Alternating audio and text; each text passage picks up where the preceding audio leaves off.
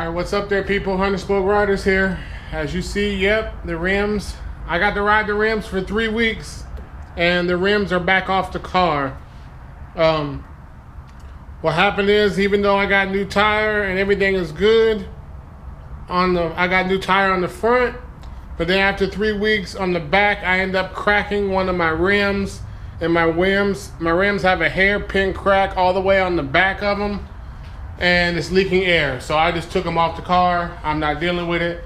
I'm not even messing with cars for the rest of the 2015. I'll deal with the whole car situation sometime in the future of 2016. But for right now, it's all about that bike. It's all about the bike. A lot has happened since last week's update, and let me show you what's going on so far. So I got a brand new set of Michelin Pilot Road 4s, and that happened yesterday. A lot happened yesterday, Saturday. I woke up real early, went to the Cars and Coffee, got a whole bunch of videos, but I had to leave early because I had to drop my bike off at the shop to get the tires on. When they put the tires on, I figured, well, since they're going to be putting the tires on anyway, I went ahead and had them change the fork oil, because it's crazy. I've had this bike for a long time, and 30 plus thousand miles, and I've never changed the fork oil, not one time. So I figured, well, now is the time. They're going to have the front wheel off anyway. Yes, I could have did it myself, but I had a lot of stuff to do on Saturday, and I really didn't want to spend my time tearing apart this bike,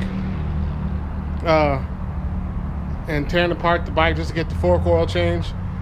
Because at the end of the day, I knew even if I took the tire, I really wasn't saving that much money by taking the rims off the bike and taking them up there and having the shop mount them up. So I figured I'm just going to go ahead and what happened is I figured I'm going to go ahead and just take it to the shop, let them mount it, the tires up on the rims, and then let them deal with the fork oil. And while they was doing that, I could go Christmas shopping. So, yeah, I could have did it myself. I know I got the front stand so I could take the front forks off, but I only get 2 days off a week, and I didn't want to burn them up my whole Saturday up working on this bike. So anyway, brand new tires, brand new fork oils. Fast forward to Sunday, I did the radiator flush and feel. I ended up switching to a different brand radiator coolant. I ended up switching to a different brand coolant. I had this dark purple stuff in there at first. I don't remember what the name of it was, but I just wanted to try something different, so I ended up going with the engine ice this time. And I also got a brand new coolant tank, because as I showed you from the last video, I didn't like the way that was right there. This was all cracked and disintegrated, so I just went ahead and ordered a new coolant tank. What the hell? Also did an oil change. It needed an oil change. It's been sitting for a long time. I didn't do a video on any of this stuff because I've got old videos from back in the day of me changing the oil, me doing the coolant flush, so I didn't want to just do the same old things over and over again. But the oil I always go with is Mobil 1 Racing, full synthetic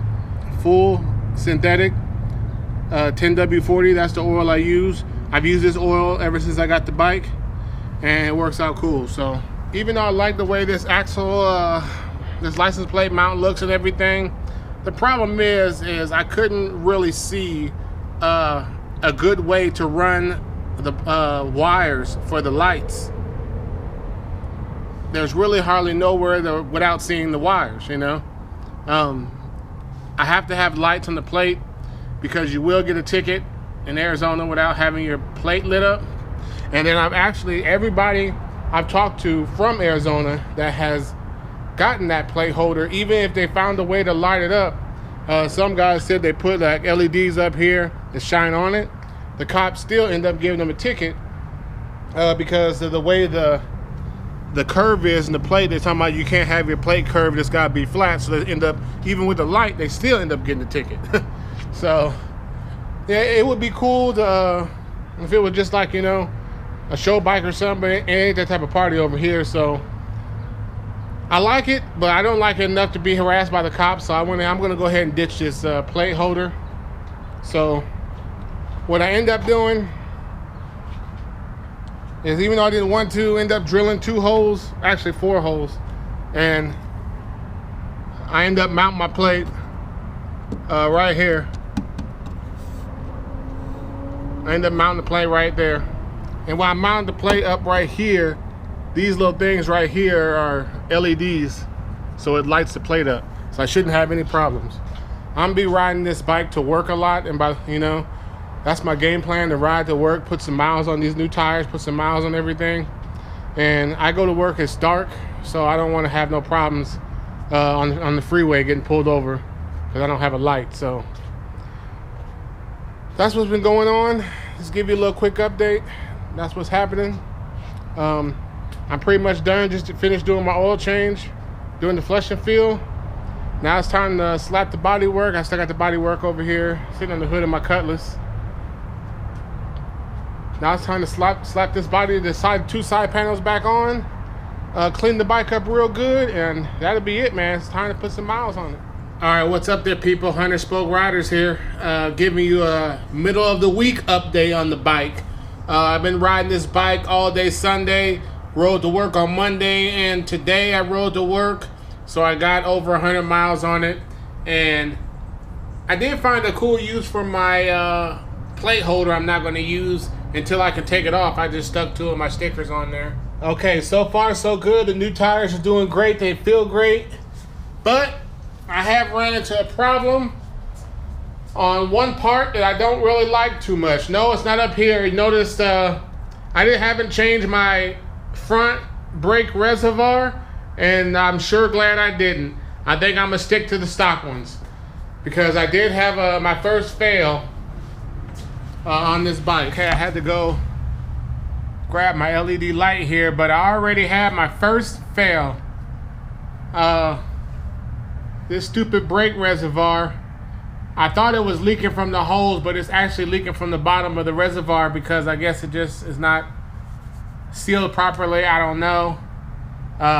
But today I realized I have a thimble full of brake fluid left, and it's been shooting. The first Sunday it had like a little slow drip, and I changed this out. I thought it was this, and then everything was cool, and I tightened this a little more. And then Monday it was cool, but then today on the way home, I guess it must have gave and started gushing out because I got brake fluid shooting all up right here on my bike. So yeah, this right here you get off Amazon. Although it looks cool, don't waste your money. I'm lucky I kept my original one, so I'm definitely gonna, even though it's ugly, it holds the fluid, it doesn't leak out, and I'm gonna put that back on there. I love the grips. The grips feel good. I like the levers, they're cool. The mirrors, I'm not gonna say whether I like them or dislike them yet, but they are a lot different than my stock mirrors, and they're gonna take a while to get used to. They're kind of hard to see out of, but I don't know, I just gotta find the sweet spot. I haven't really adjusted them. I've been trying to play with them on the fly, but I gotta find the sweet spot for them and lock them in. But there you have it. So far so good. Got it back on the road.